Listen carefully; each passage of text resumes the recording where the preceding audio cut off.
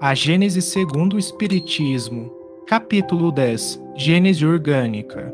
Formação primária dos seres vivos. Princípio vital. Geração espontânea. Escala dos seres orgânicos.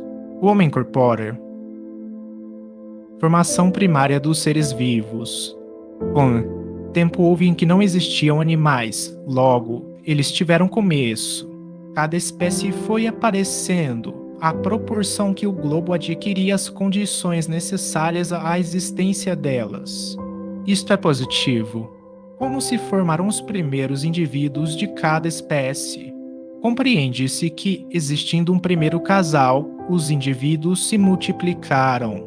Mas esse primeiro casal, de onde saiu? É um desses mistérios que entendem com o princípio das coisas e sobre os quais apenas se podem formular hipóteses. A ciência ainda não pode resolver o problema, pode, entretanto, pelo menos, encaminhá-lo para a solução. 2. É esta a questão primordial que se apresenta. Cada espécie animal saiu de um casal primitivo ou de muitos casais criados, ou, se o preferirem, germinados simultaneamente em diversos lugares. Esta última suposição é a mais provável. Pode-se mesmo dizer que ressalta da observação. Com efeito, o estudo das camadas geológicas atesta, nos terrenos de idêntica formação e em proporções enormes, a presença das mesmas espécies em pontos do globo muito afastados uns dos outros. Essa multiplicação tão generalizada e, de certo modo, contemporânea, fora impossível com um único tipo primitivo. Nota 103. Do outro lado, a vida de um indivíduo, sobretudo de um indivíduo nascente, está sujeita a tantas vicissitudes que toda uma criação poderia ficar comprometida sem a pluralidade dos tipos, o que implicaria uma imprevidência inadmissível da parte do Criador Supremo. Aliás, se, num ponto, um tipo se pode formar, em muitos outros pontos ele se poderia formar igualmente por efeito da mesma causa. Tudo, pois, concorre a provar que houve criação simultânea e múltipla dos primeiros casais de cada espécie animal e vegetal. Nota 103. Segundo Charles Darwin, 1809 a 1882, naturalista britânico, autor de Sobre a Origem das Espécies por Meio da Seleção Natural, 1859, as espécies teriam evoluído pelo processo de seleção natural, ou seja, os indivíduos mais aptos a sobreviver em um determinado ambiente apresentam mais probabilidade de gerar uma prole que herde suas características genéticas, que por sua vez sofrem imperceptíveis mutações genéticas de geração em geração.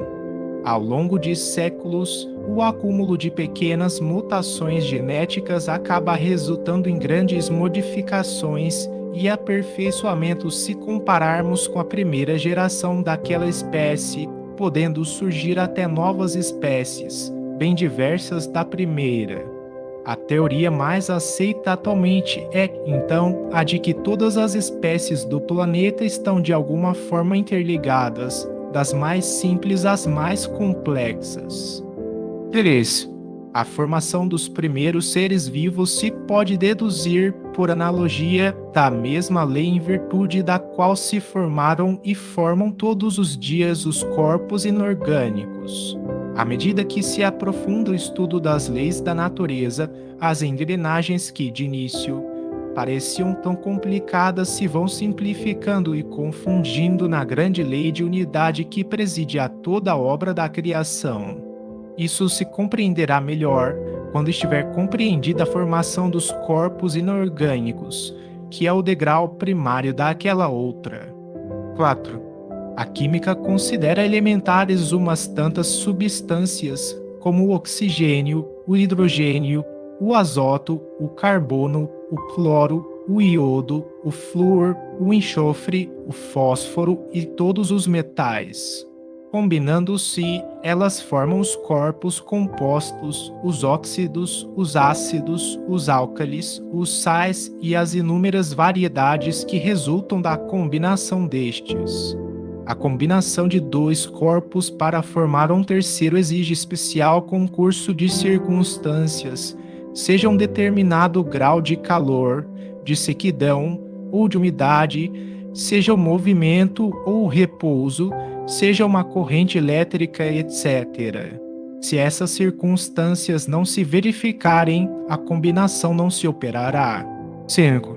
Quando a combinação, os corpos componentes perdem suas propriedades características, enquanto o composto que deles resulta adquire outras, diferentes das daqueles.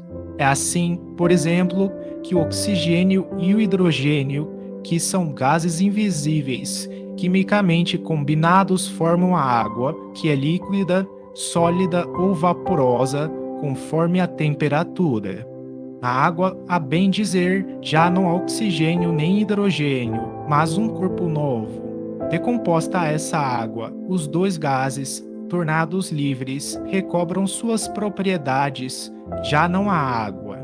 A mesma quantidade desse líquido pode ser assim, alternativamente, decomposta e recomposta ao infinito. 6. A composição e decomposição dos corpos se dão em virtude do grau de afinidade que os princípios elementares guardam entre si. Nota 104.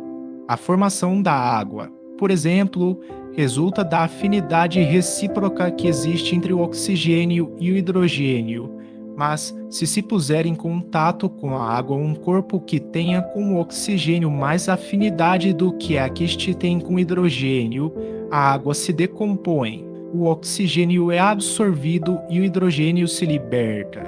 Já não haverá água. Nota 104. Eletronegatividade é a maior ou menor tendência de um átomo para receber elétrons e formar um íon negativo. 7. Os corpos compostos se formam sempre em proporções definidas. Isto é pela combinação de uma certa quantidade dos princípios constituintes. Assim, para formar a água, são necessárias uma parte de oxigênio e duas de hidrogênio. Se duas partes de oxigênio forem combinadas com duas de hidrogênio, em vez de água tercial, deutóxido de hidrogênio, líquido corrosivo, formado, no entanto, dos mesmos elementos que entram na composição da água, porém, noutra proporção. 8.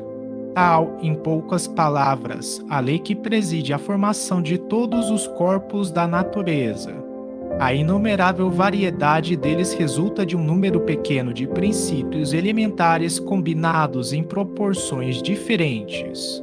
Por exemplo, o oxigênio, combinado em certas proporções com o carbono, o enxofre, o fósforo, forma os ácidos carbônico, sulfúrico, fosfórico. O oxigênio e o ferro formam o óxido de ferro ou ferrugem. O oxigênio e chumbo, ambos inofensivos, dão origem aos óxidos de chumbo, tais como o litargírio, o alvaiade, o mínio, que são venenosos.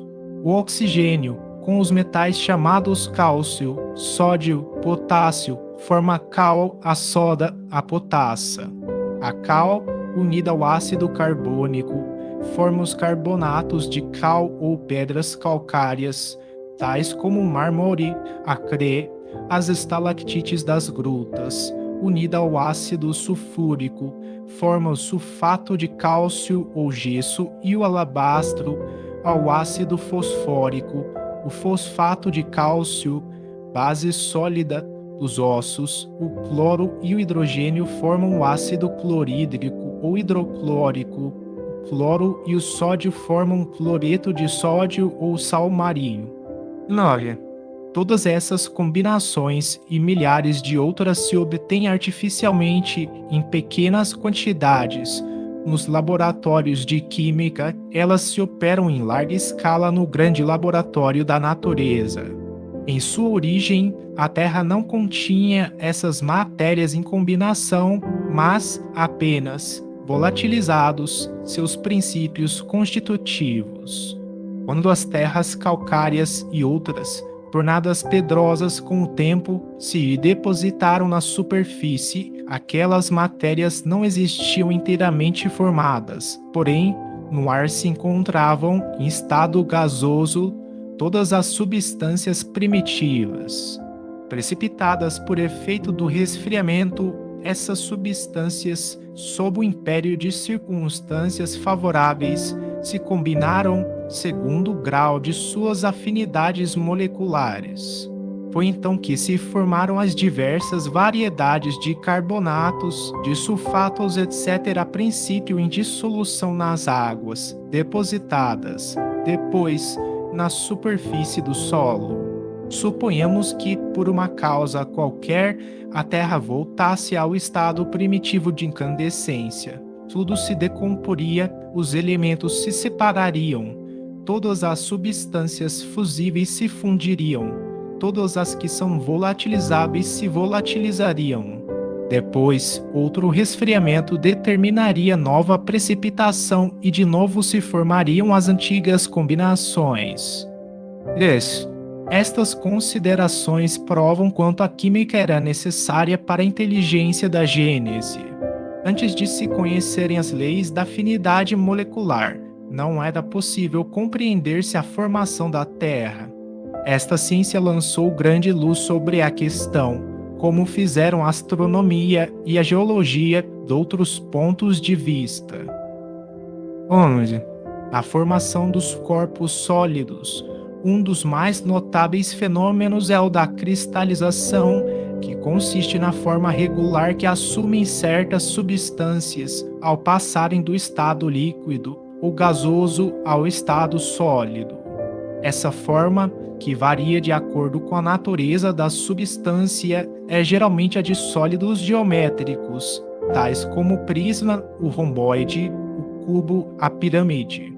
Toda a gente conhece os cristais de açúcar candy, os cristais de rocha ou sílica cristalizada, são prismas de 6 faces que terminam em pirâmide igualmente hexagonal.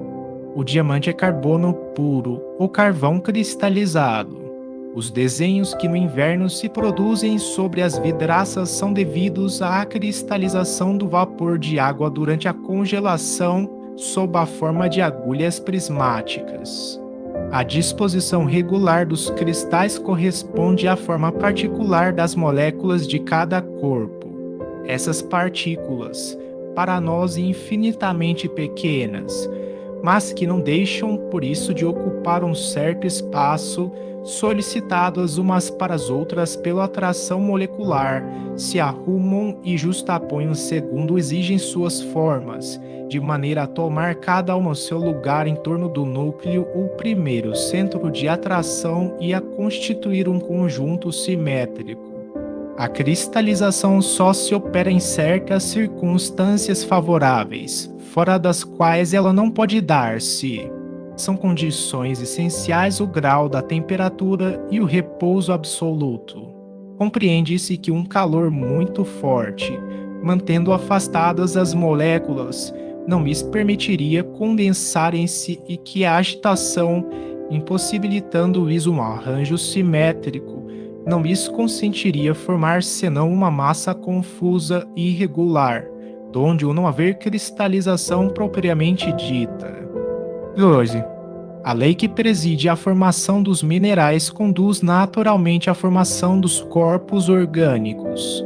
A análise química mostra que todas as substâncias vegetais e animais são compostas dos mesmos elementos que os corpos inorgânicos. Esses elementos são o oxigênio, o hidrogênio, o azoto e o carbono que desempenham um papel principal. Os outros entram acessoriamente. Como no reino mineral, a diferença de proporções na combinação dos referidos elementos produz todas as variedades de substâncias orgânicas e suas diversas propriedades, tais como os músculos, os ossos, o sangue, a bile, os nervos, a matéria cerebral, a gordura, os animais, a seiva, a madeira, as folhas, os frutos, as essências, os óleos, as resinas. Nota 105, etc. nos vegetais.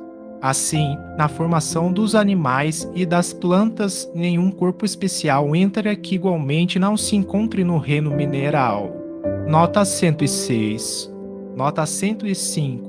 Os tecidos orgânicos que formam os músculos, os ossos, o sangue, o caule, etc., são constituídos por células, seres vivos microscópicos que desempenham funções especializadas, necessárias ao funcionamento de cada órgão do ser a que pertencem.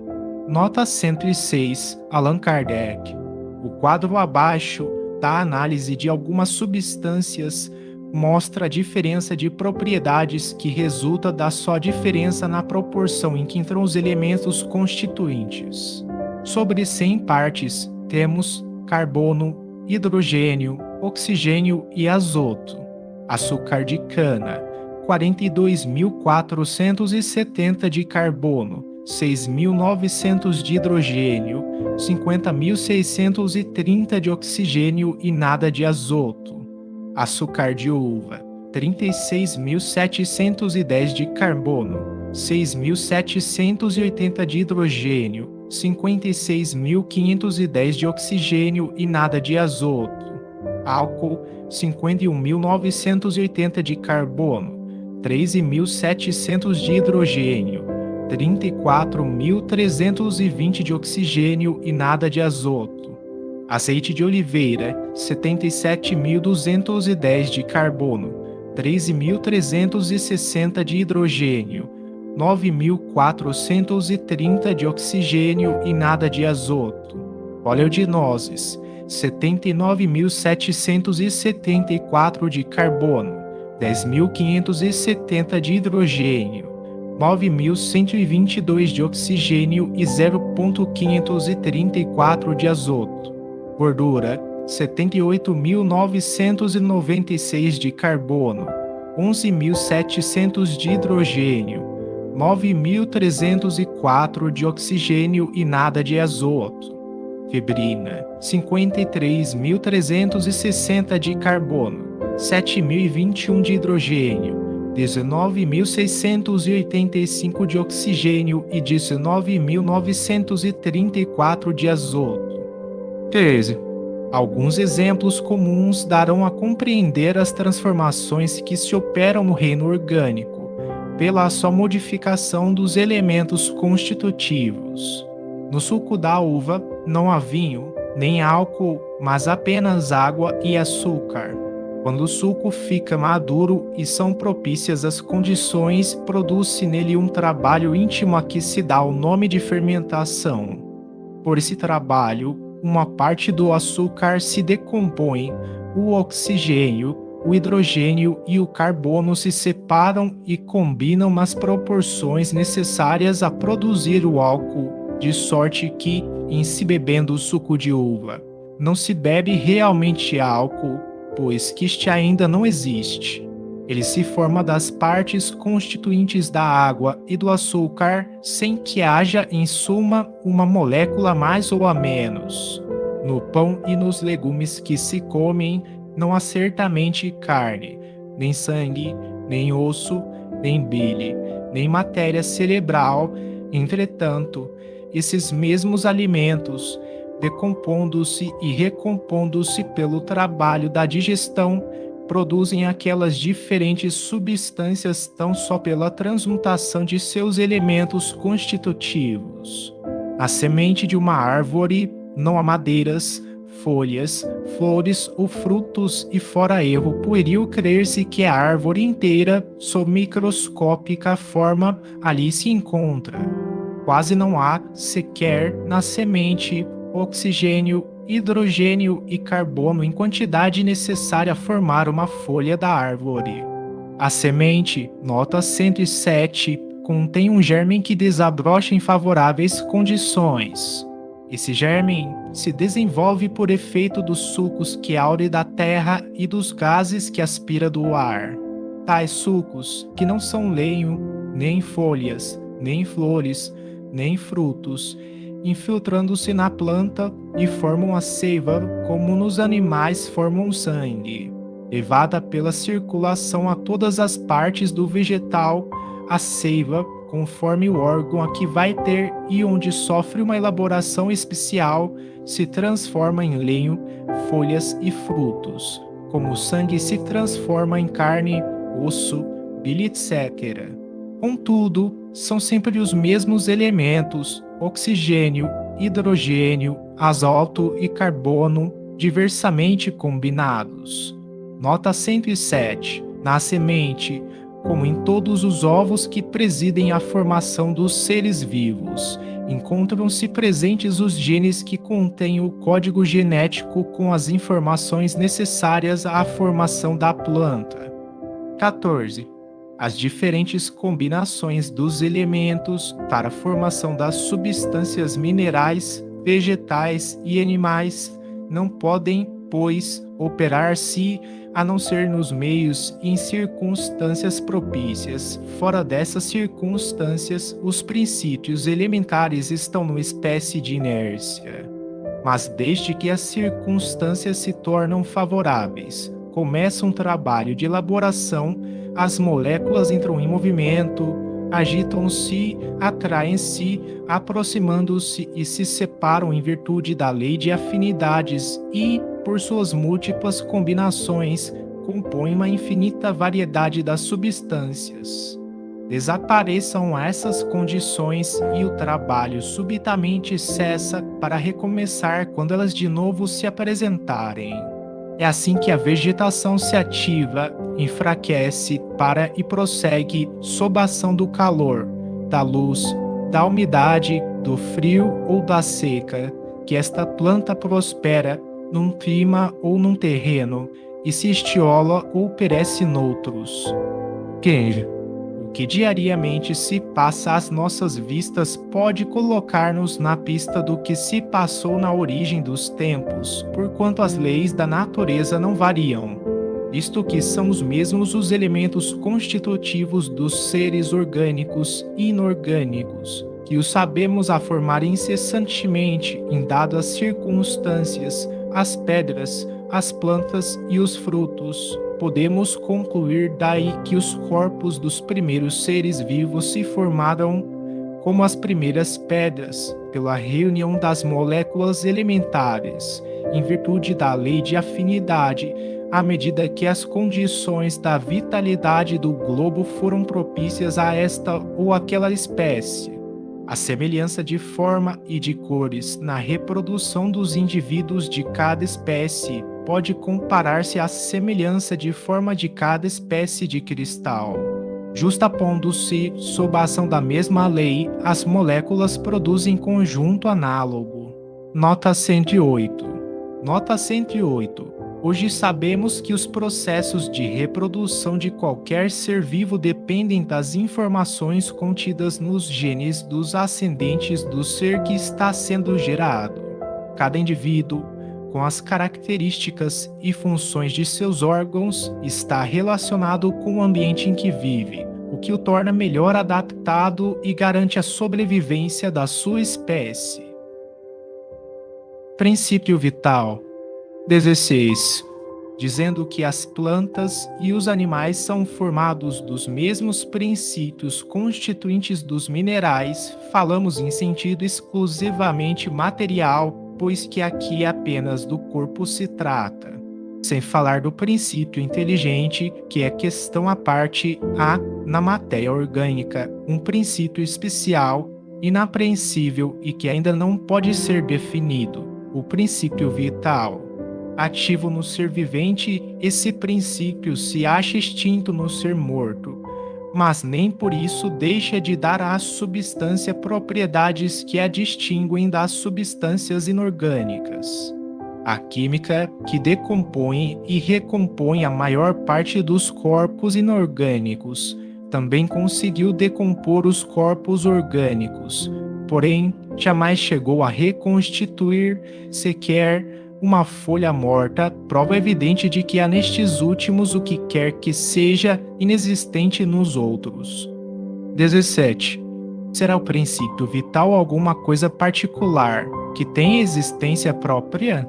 Ou, integrado no sistema da unidade do elemento gerador, apenas será um estado especial, uma das modificações do fluido cósmico pela qual este se torne princípio de vida, como se torna a luz, fogo, calor, eletricidade.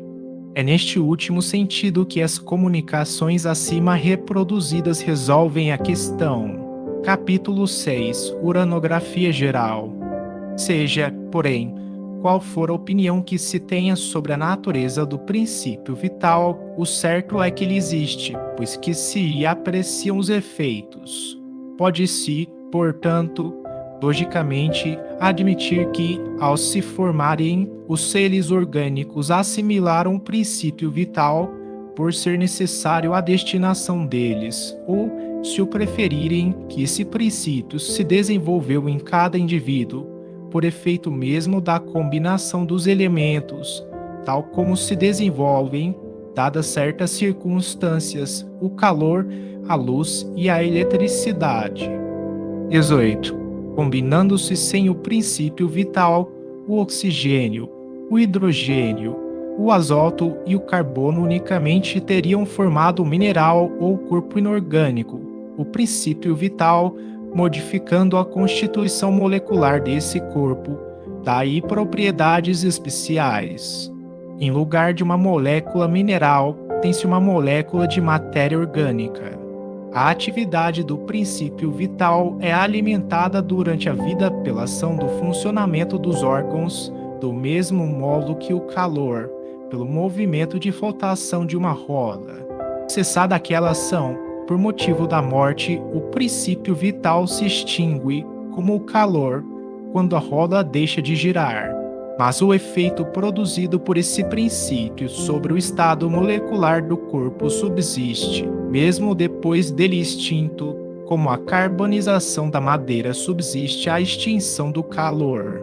Na análise dos corpos orgânicos, a química encontra os elementos que os constituem: oxigênio, hidrogênio, azoto e carbono, mas não pode reconstituir aqueles corpos, porque, já não existindo a causa, não me é possível reproduzir o efeito, ao passo que possível lhe é reconstituir uma pedra. 19. Tomamos para termo de comparação o calor que se desenvolve pelo movimento de uma roda, por ser um efeito vulgar, que todo mundo conhece e mais fácil de compreender-se. Mais exato, no entanto, houvéramos sido, dizendo que, na combinação dos elementos para formarem os corpos orgânicos, desenvolve-se eletricidade.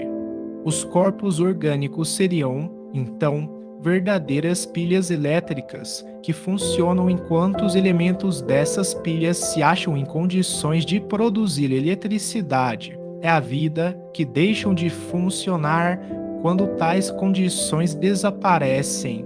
É a morte. Segundo essa maneira de ver, o princípio vital não seria mais do que uma espécie particular de eletricidade, denominada eletricidade animal, que durante a vida se desprende pela ação dos órgãos, nota 109, e cuja produção cessa quando da morte, por se extinguir tal ação. Nota 109. Hoje sabemos que se refere às células. O metabolismo celular, na troca iônica da bomba de sódio e potássio, produz uma diferença de potencial elétrico, ou seja, produz eletricidade animalizada, pois que é realizada por um ser vivo, a célula. Com a morte da célula, cessa a produção de eletricidade resultante de seu metabolismo, do conjunto dos órgãos do corpo como um todo. Geração espontânea. Nota 110. Nota 110. Até meados do século XIX, os cientistas acreditavam que os seres vivos eram gerados espontaneamente do corpo de cadáveres em decomposição, que rãs, cobras e crocodilos eram gerados a partir do lodo dos rios. Essa hipótese, geração espontânea ou abiogênese, foi descartada. Vende, é natural se pergunte por que não mais se formam seres vivos nas mesmas condições em que se formaram os primeiros que surgiram na Terra. Nota 111. Nota 111. O planeta não apresenta as mesmas condições que possibilitaram a existência de seus primeiros habitantes. Sobre esse ponto, não pode deixar de lançar luz à questão da geração espontânea, que tanto preocupa a ciência, embora ainda esteja diversamente resolvida. O problema é este: formam-se, nos tempos atuais, seres orgânicos pela simples reunião dos elementos que os constituem, sem germens, previamente produzidos pelo modo ordinário de geração ou, por outra, sem pais nem mães. Os partidários da geração espontânea respondem afirmativamente, apoiando-se em observações diretas que parecem concludentes. Pensam outros que todos os seres vivos se reproduzem uns pelos outros, firmados sobre o fato, que a experiência comprova, de que os germes de certas espécies vegetais e animais, mesmo dispersos, conservam latente vitalidade durante longo tempo, até que as circunstâncias lhes favoreçam a eclosão. Esta maneira de entender deixa sempre em aberto a questão da formação dos primeiros tipos de cada espécie. 21. Sem discutir os dois sistemas, convém acentuar que o princípio da geração espontânea evidentemente só se pode aplicar aos seres das ordens mais ínfimas do reino vegetal e do reino animal, aqueles em os quais a vida começa a despontar em organismo extremamente simples e, de certo modo, rudimentar. Foram esses, com efeito, os primeiros que apareceram na Terra e cuja formação houve de ser espontânea. Assistiríamos assim a uma criação permanente, análoga à que se produziu nas primeiras idades do mundo. 22. Mas, então, por que não se formam da mesma maneira os seres de complexa organização? Que esses seres não existiram sempre é fato positivo, logo, tiveram um começo. Se o musgo, o líquen, o zoófito, o infusório, os vermes intestinais e outros podem produzir-se espontaneamente, por que não se dá o mesmo com as árvores, os peixes, os cães, os cavalos?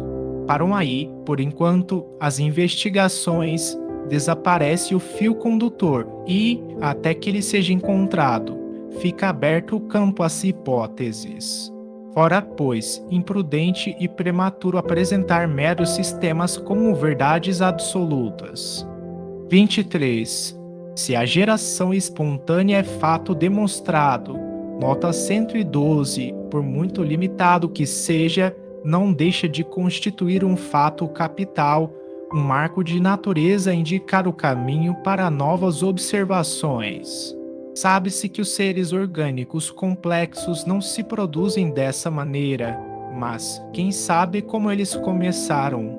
Quem conhece o segredo de todas as transformações? Nota 112.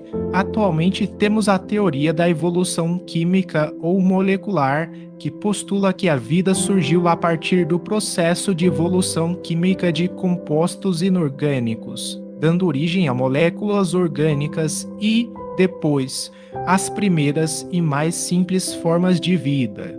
Vendo Carvalho sair da glande, quem pode afirmar que não exista um laço misterioso entre o pólipo e o elefante? Item 25. No estado atual dos nossos conhecimentos, não podemos estabelecer a teoria da geração espontânea permanente, senão como hipótese, mas como hipótese provável e que um dia, talvez, tome lugar entre as verdades científicas incontestes.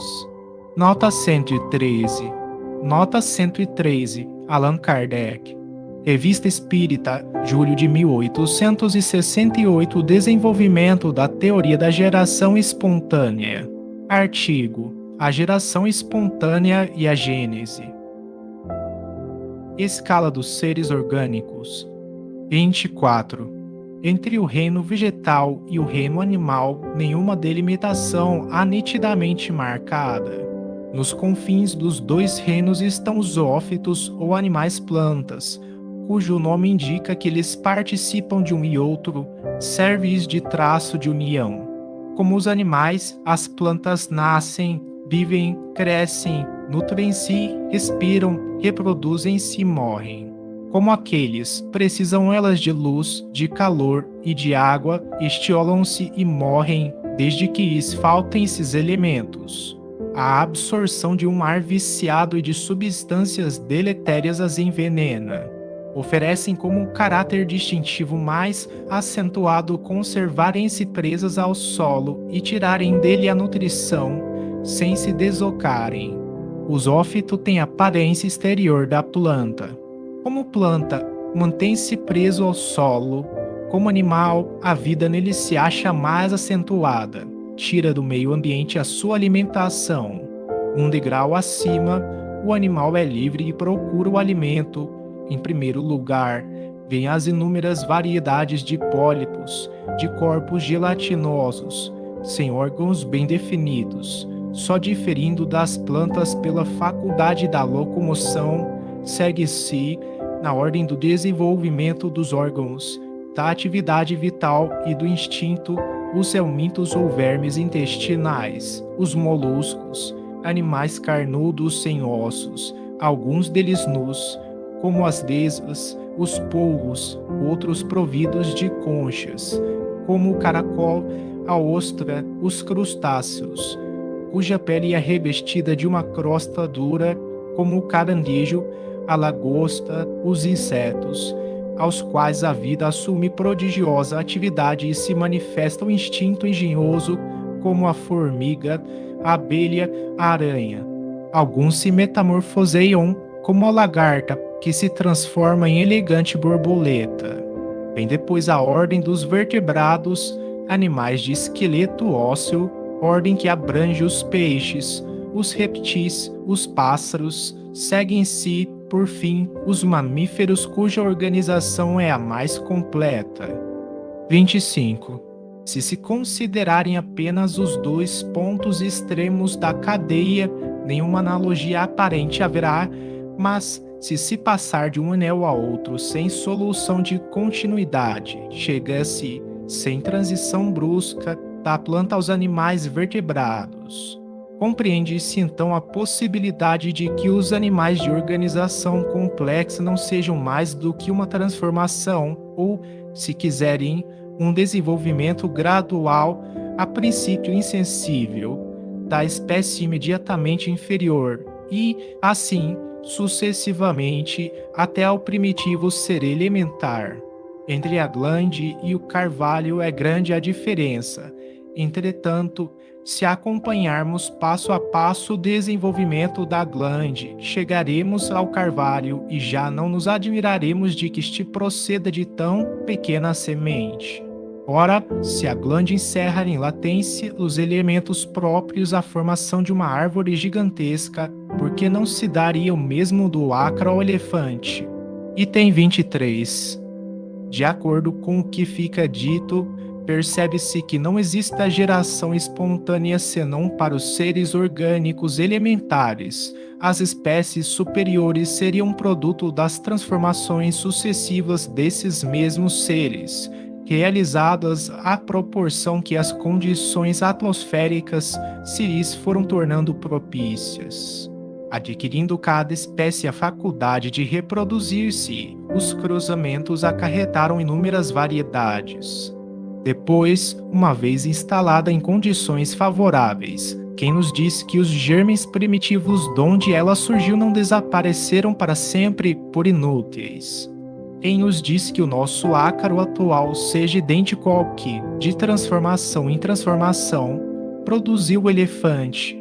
Explicar-se assim por que não há geração espontânea entre os animais de complexa organização.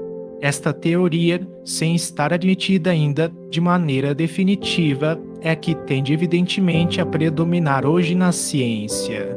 Os observadores sérios aceitam-na como a mais racional. O homem corpóreo. 26. Do ponto de vista corpóreo e puramente anatômico, o homem pertence à classe dos mamíferos, os quais unicamente difere por alguns matizes na forma exterior. Quanto ao mais, a mesma composição de todos os animais, os mesmos órgãos, as mesmas funções e os mesmos modos de nutrição, de respiração, de secreção, de reprodução. Ele nasce, vive e morre nas mesmas condições e, quando morre, seu corpo se decompõe, como tudo que vive.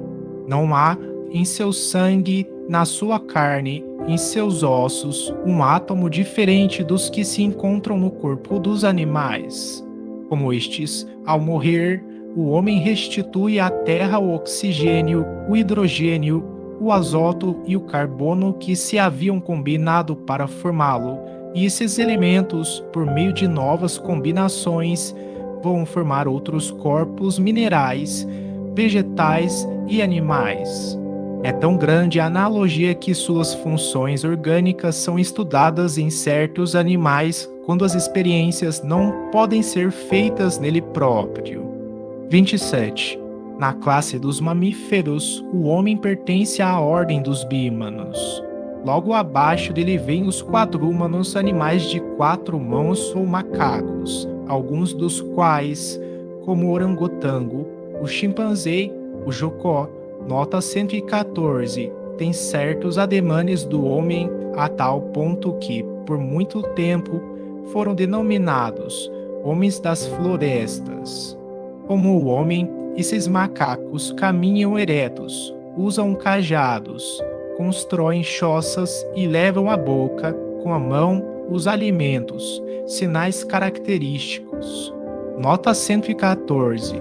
Nome de origem banto ou sudanesa dado por alguns autores ao chimpanzé e ao orangotango ou aos mamíferos antropomorfos em geral. 28.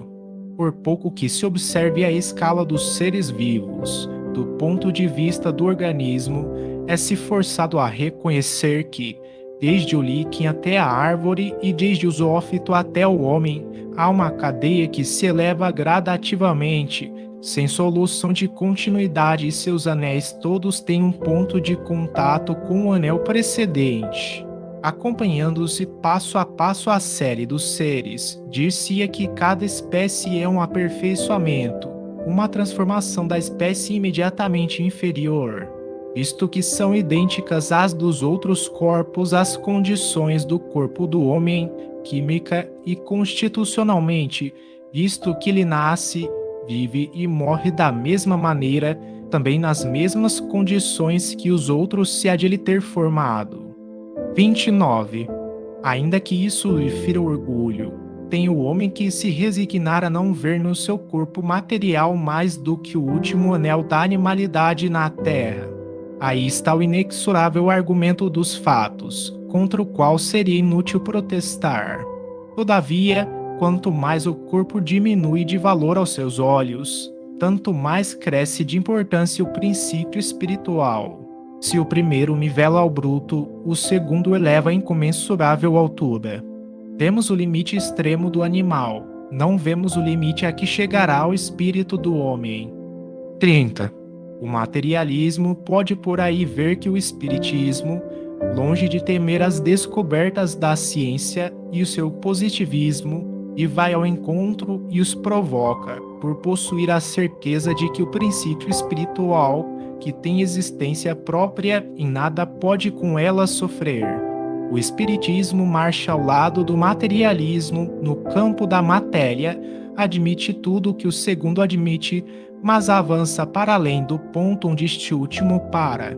O espiritismo e o materialismo são como dois viajantes que caminham juntos, partindo de um mesmo ponto, chegados a certa distância, diz um, não posso ir mais longe. O outro prossegue e descobre um novo mundo. Por quê? Então, há de o primeiro dizer que o segundo é louco, somente porque, entrevendo novos horizontes, se decide a transpor os limites onde ao outro convém deter-se. Também Cristóvão Colombo não foi taxado de louco, porque acreditava na existência de um mundo para lá do oceano? Quantos a história não conta desses loucos sublimes, que han feito que a humanidade avançasse e aos quais se tecem coroas, depois de se lhes haver atirado lama?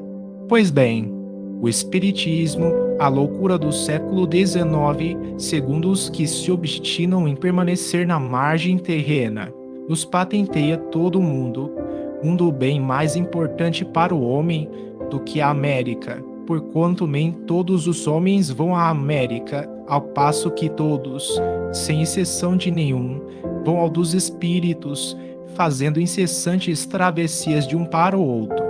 Talgado o ponto em que nos achamos com relação à Gênese, o materialismo se detém, enquanto o espiritismo prossegue em suas pesquisas no domínio da Gênese espiritual.